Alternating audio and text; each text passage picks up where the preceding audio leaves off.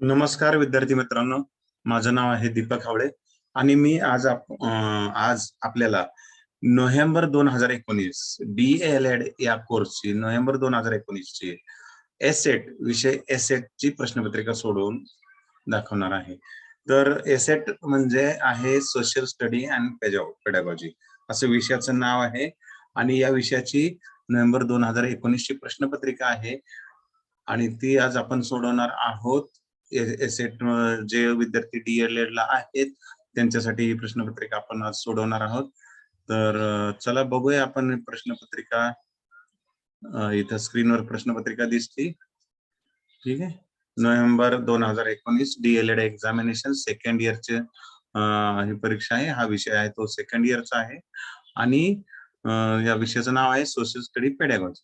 ठीक आहे. तर हे 4 तारखेला झालेला पेपर आहे 2019 चा. या पेपरमध्ये त्यांनी सूचना दिलेल्या आहेत. या प्रश्नपत्रिकेत इतिहास अध्यापनशास्त्र भाग 1 प्रश्न क्रमांक 1 ते 4 विचारलेले आहेत व भूगोल अध्ययन अध्यापनशास्त्र भाग 2 प्रश्न क्रमांक 5 ते 8 असे 2 भाग. उत्तर पत्रिकेतला कोणताही एक भाग पूर्ण लिहिल्यानंतरच दुसरा भाग सोडवावा. म्हणजे तुम्ही पहिला भाग सोडवायला घेतला, मध्येच दुसरा भाग सोडवायला, परत पहिल्या भागातले काही प्रश्न सोडवता, असं करू नये. पहिला भाग जर सोडवायला घेतला असेल जो इतिहासाचा आहे तर तो पूर्ण सोडवावा, मग भाग दुसरा सोडवायला सुरुवात करा. प्रत्येक प्रश्न नवीन पानावरती सुरुवात करावा. भाग दुसरा सुरू झाल्यानंतर तिथं स्पष्ट नमूद करावा भाग दुसरा, किंवा तुम्ही भाग दुसरा अगोदर सोडवायला घेतला तरी चालेल. भाग दुसरा सोडवायचा असेल तर अगोदर टायटल द्यावं, भाग दुसरा भूगोल आणि त्याच्यानंतर भाग पहिला सोडवा. ठीक आहे. तर चला आपण बघूया प्रश्न. भाग पहिला आहे इतिहास अध्ययन अध्यापन शास्त्र. तर प्रश्न पहिला टोटल ही 20 गुणांचा भाग 1 आहे. एकूण प्रश्नपत्रिका जी आहे ती 40 मार्काची आहे. यातला भाग पहिला 20 मार्काचा, इतिहास हा भाग पहिला 20 मार्काचा आणि भूगोल अध्ययन अध्यापनशास्त्र 20 मार्काचा आहे. तर पहिला प्रश्न जो आहे तो आहे प्रश्न 1 रिकाम्या जागी योग्य शब्द भरा. राष्ट्रीय पातळीवरती टिंबटिंब ही केंद्रीय संस्था अभ्यासक्रमाचा मसुदा तयार करते. तर याचं उत्तर आहे NCERT. राष्ट्रीय पातळीवरती NCERT ही केंद्रीय संस्था अभ्यासक्रमाचा मसुदा तयार करते. ठीक आहे. प्रश्न 1 दुसरा, मूल्यमापन तंत्राचे जनक टिंबटिंब यांना मानले जाते. तर याचं उत्तर आहे डॉक्टर बेंजामिन ब्लूम. मूल्यमापन तंत्राचे जनक डॉक्टर बेंजामिन ब्लूम यांना मानले जाते. विद्यार्थी मित्रांनो, तुम्ही उत्तर लिहिताना फक्त रिकाम्या जागचा शब्द लिहायचा नाही, तर पूर्ण वाक्यात उत्तर लिहायचं आहे. या ठिकाणी प्रश्न लिहिण्याची गरज नाही, परंतु उत्तर मात्र पूर्ण वाक्यात लिहा. प्रश्न पहिला ब आहे, चूक की बरोबर ते लिहा. हेरोडटस यांना इतिहासाचा जनक असे म्हणतात. तर हे वाक्य बरोबर आहे. हेरोडोटस यांना इतिहासाचा जनक असे म्हणतात. वाक्य बरोबर आहे. प्रश्न पहिला ब दुसरा, प्रवास वर्णन या साधनाचा समावेश भौतिक साधने या प्रकारात होतो. तर हे वाक्य बरोबर आहे का चूक आहे? तर हे वाक्य चूक आहे. प्रवास वर्णन या साधनाचा समावेश भौतिक साधने या प्रकारात होत नाही. ठीक आहे. आपण पान नंबर दुसरं बघूया. एकच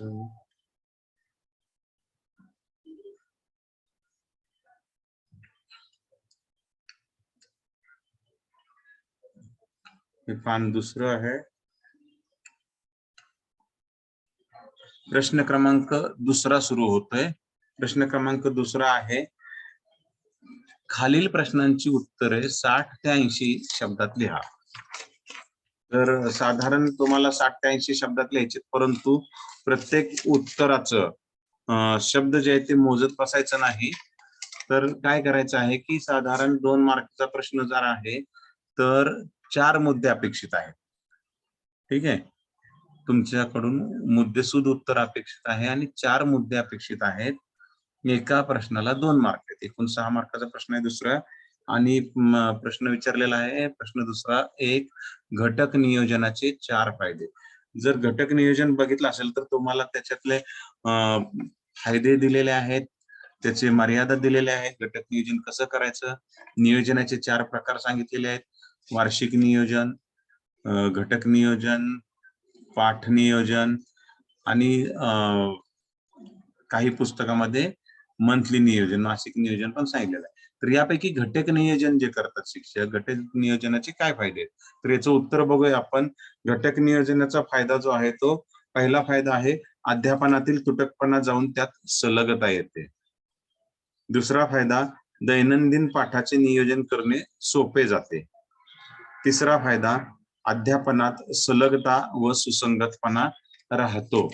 आणि चौथा फायदा जो आहे तो वेळेचा अपव्यय टाळता येतो. असे घटक नियोजनाचे 4 फायदे आहेत. त्यांनी 4 विचारलेले, तुम्ही 4 लिहू शकता. कमीत कमी एका फायद्याला अर्धा मार्क आहे. तुम्हाला लिहायचे असतील तर 6 पण लिहू शकता. घटक नियोजनाचा 5वा फायदा असा आहे, विद्यार्थ्यांचा सर्वांगीण विकास होण्यास मदत होते. आणि 6वा फायदा असा आहे की अध्यापनाची वैशिष्ट्ये स्पष्टपणे समजतात. तर असे 6 फायदे घटक नियोजनाचे सांगितलेले आहेत. यापैकी कोणतेही 4 फायदे लिहू शकता. एका मुद्द्याला अर्धा गुण आहे. ठीक आहे. प्रश्न दुसऱ्यातला दुसरा, इतिहास अध्यापनातील क्षेत्र भेटीचे महत्व लिहा.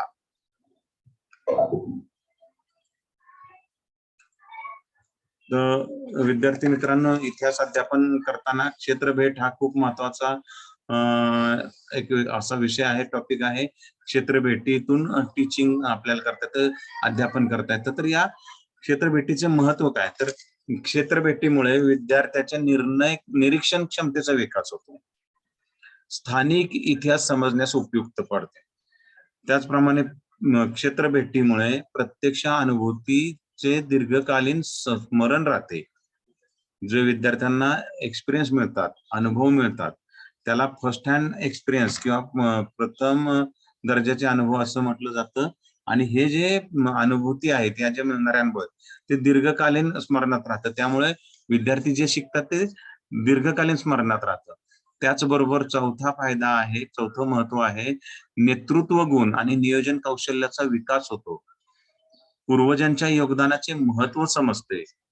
आणि क्षेत्र भेटीमुळे प्राचीन वास्तू आणि विषय याविषयी आदर वाढतो. तर असे हे क्षेत्र भेटीचे महत्व आहे. विद्यार्थ्यांना इतिहास विषय शिकवताना क्षेत्र भेटीला नेलं पाहिजे, ऐतिहासिक वास्तू दाखवल्या पाहिजेत. त्याच्यामुळे खूप सारं महत्व होतं. आणि या प्रश्नात सुद्धा 4 मुद्दे अपेक्षित आहेत, एका मुद्द्याला अर्धा गुण. ठीक आहे. चला आपण तिसरा प्रश्न बघूया. इतिहास संरचनेची आकृती काढा. आता इतिहास संरचनेची आकृती काढताना इतिहासाची संरचना पुस्तकामध्ये दिलेले, इतिहासाची संरचना एका बाजूला प्राचीन इतिहास, मध्ययुगीन इतिहास, अर्वाचीन इतिहास.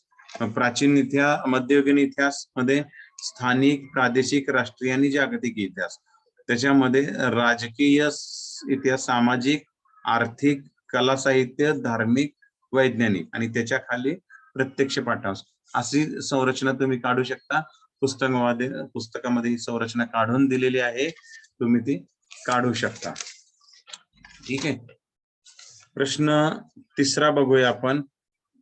प्रश्न तिसरा आहे, खालील प्रश्नांची उत्तरे प्रत्येकी 120 ते 160 शब्दात लिहा. 6 गुण आहेत. प्रत्येक प्रश्नाला 3 गुण आहेत. एकूण 2 उपप्रश्नांचा हा प्रश्न आहे. तर त्यातला पहिला प्रश्न पाहूया. इयत्ता 6वी ते 8वी पैकी कोणत्याही एका इतिहास पाठ्यपुस्तकाचे विविध निकषांच्या आधारे परीक्षण करा. तर आता याच्यामध्ये 6वी ते 8वी चे पाठ्यपुस्तकाचे परीक्षण करताना, पाठ्यपुस्तकाचे परीक्षण हे 2 प्रकारे केलं जातं. एक अंतरंगावरून परीक्षण केलं जातं आणि दुसरं म्हणजे बाह्यंगावरून परीक्षण केलं जातं. तर इथं प्रश्नामध्ये असं दिलेलं नाही की अंतरंगाच्या निकषाच्या आधारे किंवा अंतरंगावरून परीक्षण करा किंवा बाह्यंगावरून परीक्षण करा, असं काही दिलेलं नाही. त्याच्यामुळे तुम्ही परीक्षण करताना पाठ्यपुस्तकाचं अंतरंगाचे परीक्षण पण करायचं आहे, आणि बाह्यांगाच्या परीक्षणाचे बाह्यांगाचं पण परीक्षण करायचं आहे आणि हे विविध निकषाच्या आधारे करायचे. तर हे निकष कोणते आहेत? तर आपण बघूया अंतरंगाचे निकष. प्रथम बघूया अंतरंगाचे निकष. तर पाठ्यपुस्तकाचे निकषांच्या आधारे परीक्षण करताना अंतरंग चे परीक्षण करताना खालील प्रमाणे निकष येतील. पहिला निकष आहे पाठ्यपुस्तकाचा हेतू. दुसरा निकष विषयाची उद्दिष्टे. तिसरा विषयाची मांडणी. चौथा भाषा, आकृत्या व नकाशे. सहावा स्वाध्याय. सातवा संदर्भ साहित्य. आठवा परिशिष्ट. तर असे हे अंतरंगाचं परीक्षण करतानाचे निकष आहेत. म्हणजे त्या पाठ्यपुस्तकाचा हेतू काय आहे, कसा दिलेला आहे, त्याच्यामध्ये विषयाची उद्दिष्ट दिलेत का, स्पष्ट आहेत का, विषयाची मांडणी कशी केलेली आहे, भाषा कशी वापरली, त्या मुलांना त्या वयानुसार समजेल अशी आहे का, अवघड आहे, क्लिअर समजणारे आहे का, संदिग्ध भाषा आहे, आकृत्या आणि नकाशे कसे दिलेले आहेत, मोठे दिलेत, ठळक दिलेत, रंगीत दिलेत का रंगीत दिलेले नाही, परत स्वाध्याय दिला आहे का, संदर्भ साहित्य परिशिष्ट हे दिलंय का, हे सगळे अंतरंगाचे निकष आहेत आणि या निकषाच्या आधारे तुम्हाला परीक्षण करायचं आहे.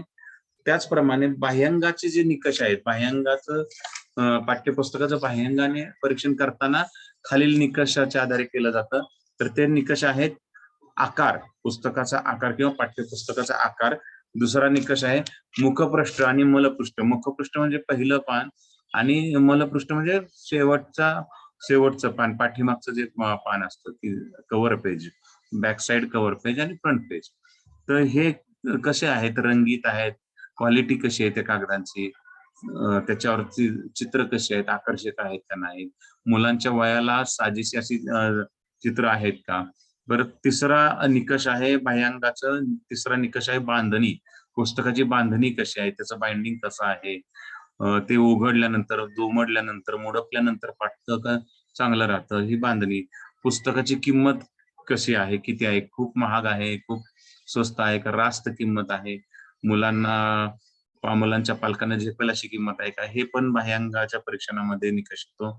त्याच्यानंतर त्या पाठ्यपुस्तकाचा कागद कसा आहे, क्वालिटी कशी आहे, टाईप व छपाई कसं आहे, त्याचं फॉन्ट कसं आहे, लहान मुलांना, मोठ्या मुलांना त्यांच्या वयानुसार फॉन्ट दिलाय का, छपाई ठळक आहे का, कशाही विस्कटलेल्या, अशा प्रकारचे हे निकष आहेत. या निकषाच्या आधारे तुम्ही परीक्षण करायचं आहे. तर याच्यामध्ये अंतरंगाचे 3 निकषाच्या आधारे परीक्षण करणं अपेक्षित आहे आणि बाह्यांगाचे 3 निकषाच्या आधारे परीक्षण करणं अपेक्षित आहे.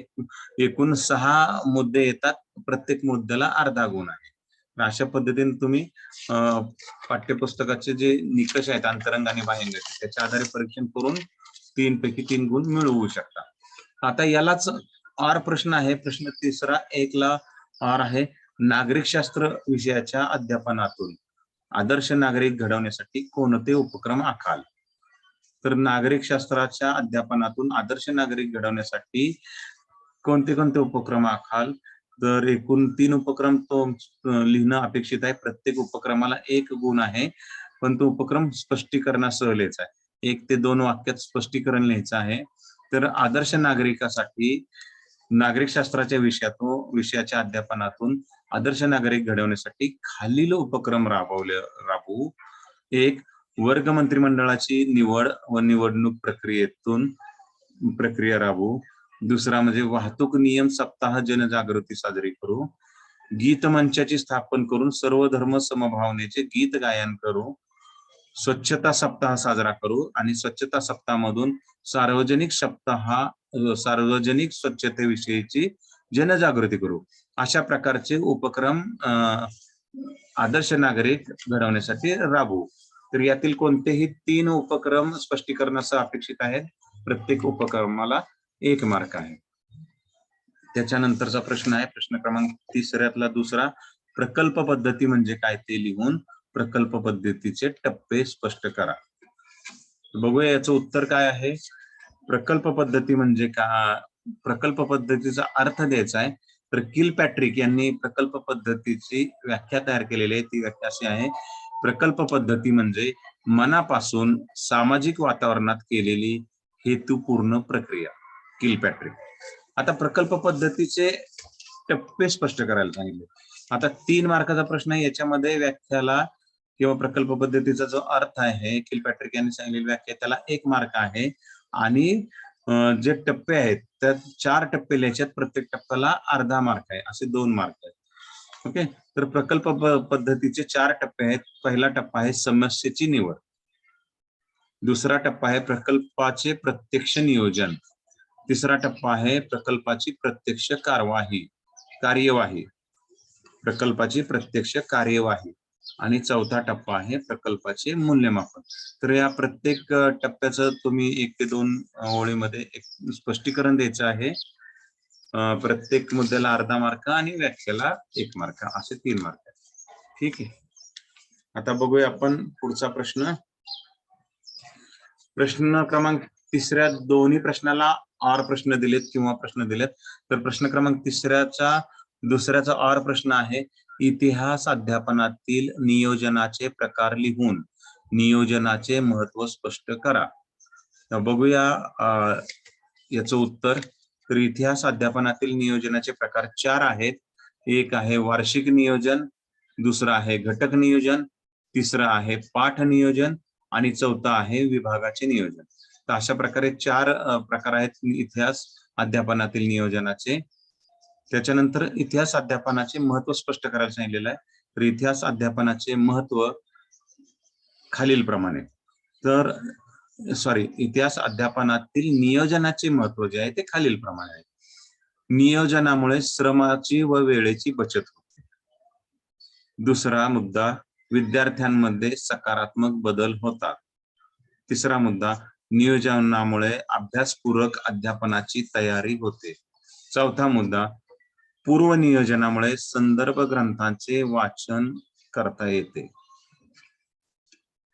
पाचवा मुद्दा, मूल्यमापन योग्य होण्यासाठी नियोजनाचे महत्व आहे किंवा नियोजनामुळे मूल्यमापन योग्य होते. आणि 6वा मुद्दा आहे, नियोजनामुळे शिक्षकाचा आत्मविश्वास वाढतो आणि त्यामुळे अध्यापन हे प्रभावी होते. अशा प्रकारे नियोजनाचे एकूण 6 महत्व दिलेत. तर नियोजनाच्या प्रकाराला 1 मार्क आहे आणि नियोजनाचे महत्व जे आहे त्याला 2 मार्क आहेत. नियोजनाचे महत्व 4 मुद्दे अपेक्षित आहेत. नियोजनाच्या महत्वामध्ये प्रत्येक मुद्द्याला अर्धा मार्क आहे आणि नियोजनाचे प्रकार जे आहेत 4, त्याला 1 मार्क आहे. ठीक आहे, आता आपण बघूया प्रश्न चौथा. प्रश्न चौथा 4 मार्काचा आहे, एकच प्रश्न आहे. तर खालील प्रश्नाचे उत्तर 200 ते 250 शब्दात लिहा.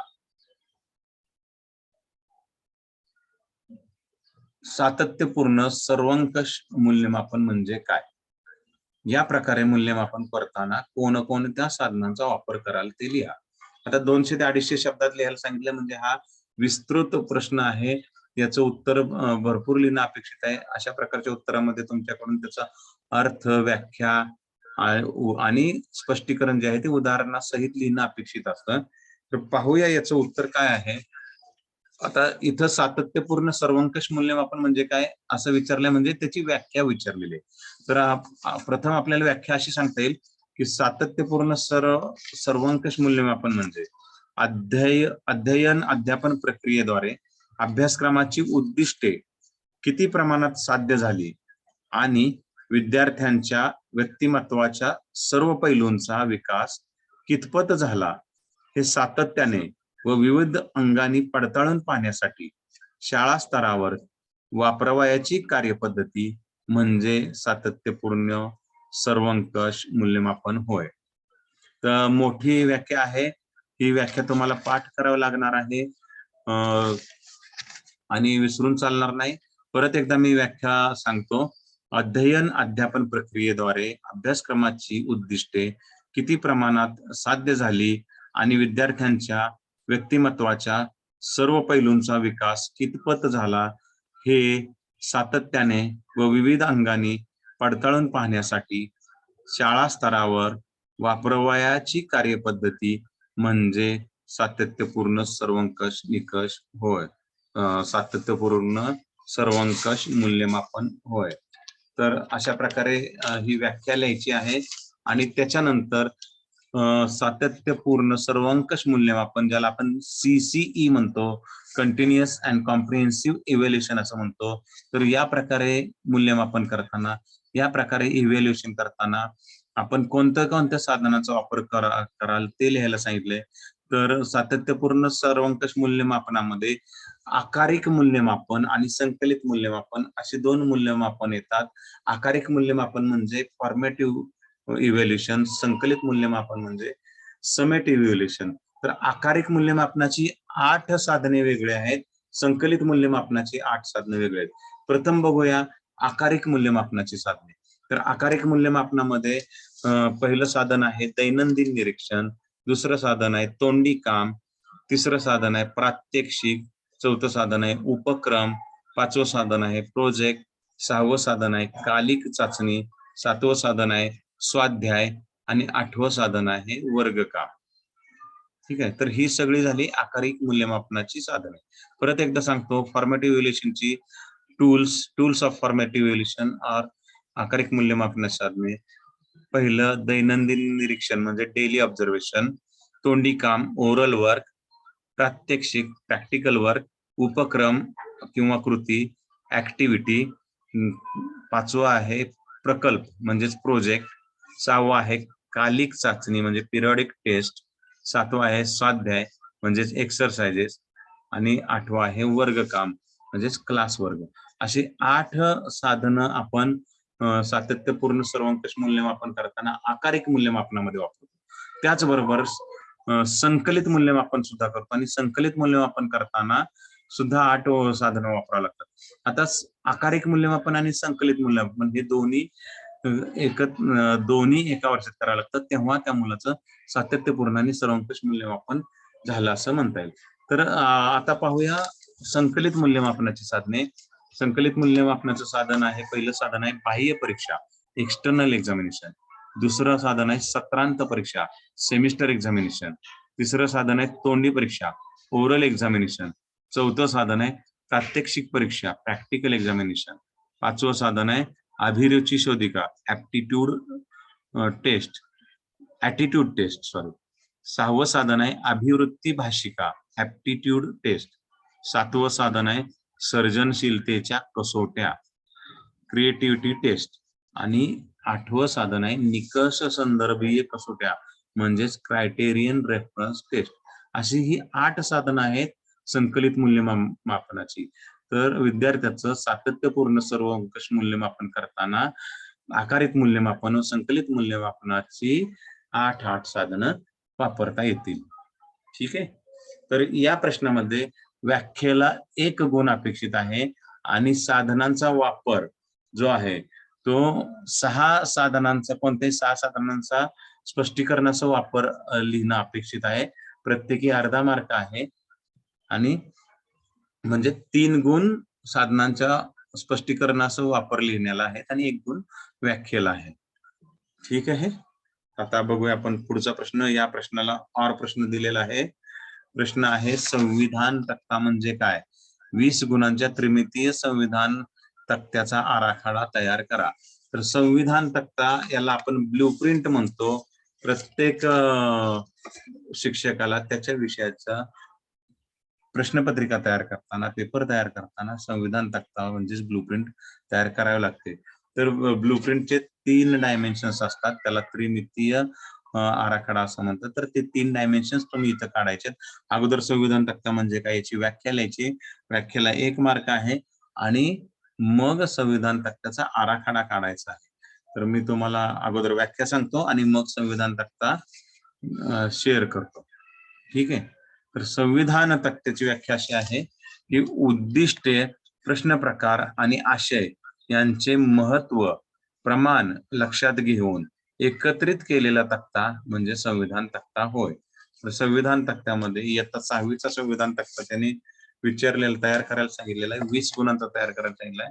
तर याच्यामध्ये तुम्हाला प्रश्नांच्या प्रकार नुसार, परत उद्दिष्टानुसार आणि उपघटकानुसार संविधान तक्ता तयार करायचा आहे. त्याच्यामध्ये कॉलम येतील. पहिला जो कॉलम आहे तो उपघटकाचा कॉलम येईल, त्याच्यानंतरचा कॉलम असेल उद्दिष्टांचा, उद्दिष्टांमध्ये 4 उद्दिष्ट आहे. ज्ञान, आकलन, उपयोजन आणि कौशल्य असे 4 उद्दिष्टांचा कॉलम येईल आणि त्याच्यानंतर एकूण गुणांचा कॉलम आहे. आता प्रत्येक उद्दिष्ट, ज्ञान या उद्दिष्टामध्ये 3 उपकॉलम येतील. पहिला असेल वस्तुनिष्ठ प्रश्न, दुसरा कॉलम असेल लघुत्तरी प्रश्न, तिसरा कॉलम असेल दीर्घोत्तरी प्रश्न. त्याचप्रमाणे आकलन या उद्दिष्टामध्ये सुद्धा असेच 3 कॉलम असतील. वस्तुनिष्ठ प्रश्न, लघुत्तरी प्रश्न, दीर्घोत्तरी प्रश्न. उपयोजन या उद्दिष्टामध्ये सुद्धा 3 कॉलम असतील, 3 उपकॉलम असतील. वस्तुनिष्ठ प्रश्न, लघुत्तरी प्रश्न आणि दीर्घोत्तरी प्रश्न. त्याचप्रमाणे कौशल्य या उद्दिष्टामध्ये सुद्धा 3 उपकॉलम असतील. वस्तुनिष्ठ प्रश्न, लघुत्तरी प्रश्न आणि दीर्घोत्तरी प्रश्न. आणि एकूण मग सगळ्या 20 गुणांचा असा हा त्रिमितीय संविधान तक्ता तुम्हाला काढायचा आहे. ठीक आहे. आणि त्याच्यानंतर त्याच्या खाली तुम्हाला सूचना लिहायच्यात. सूचना अशा लिहायच्यात की दी म्हणजे दीर्घोत्तरी प्रश्न, ल म्हणजे लघुत्तरी प्रश्न, व म्हणजे वस्तुनिष्ठ प्रश्न. दुसरी सूचना, कंसाच्या बाहेरील अंक गुण दर्शवतात, कंसातील अंक प्रश्नसंख्या दर्शवतात. अशा प्रकारे तुम्हाला हे उत्तर लिहायचं आहे. आणि यामध्ये व्याख्येला 1 गुण आहे आणि संविधान तक्त्याच्या आराखड्याला 3 गुण आहेत. ठीक आहे. तर मी संविधान तक्ता तुम्हाला इथं शेअर करतो, म्हणजे लक्षात येईल. ठीक आहे.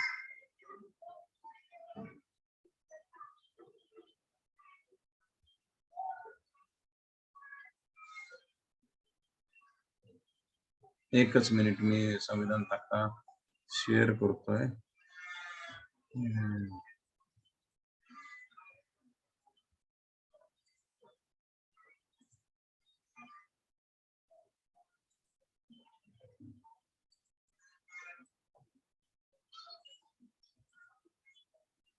ठीक आहे.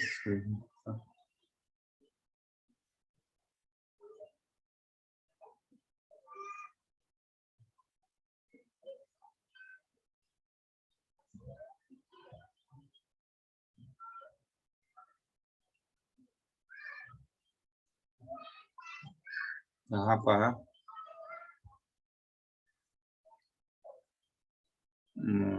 ठीक आहे, दिसत नाही. थांबा. संविधान तक्ता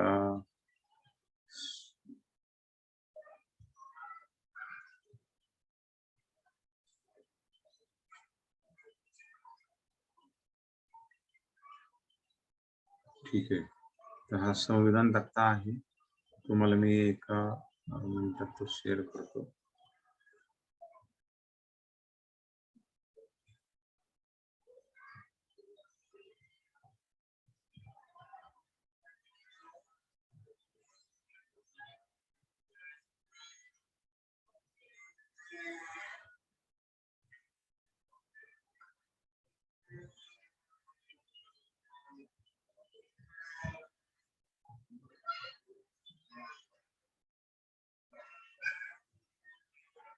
हा पहा, हा संविधान तक्ता अशा प्रकारे तुम्हाला काढायचा आहे. 6वीचा संविधान तक्ता आहे. यामध्ये पहिला कॉलम जो आहे तो अनुक्रमांक, त्याच्यानंतर घटक आणि प्रश्न प्रकार. उभा जो कॉलम आहे तो घटक किंवा उपघटक म्हणतात त्याला. ऍक्च्युली उपघटक म्हणायला पाहिजे.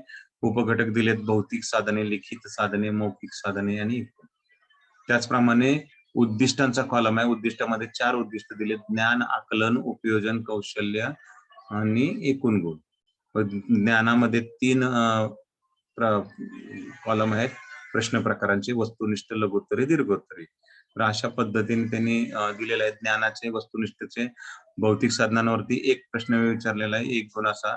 दुसरा प्रश्न विचारलेला आहे लिखित साधनावरती 1 गुणाचा. मौखिक साधनांवरती 1 प्रश्न 1 गुणाचा विचारलेला. ओके. तर विद्यार्थी मित्रांनो, अशा पद्धतीने आपण भाग 1 ही प्रश्नपत्रिका पाहिलेली आहे आणि आपण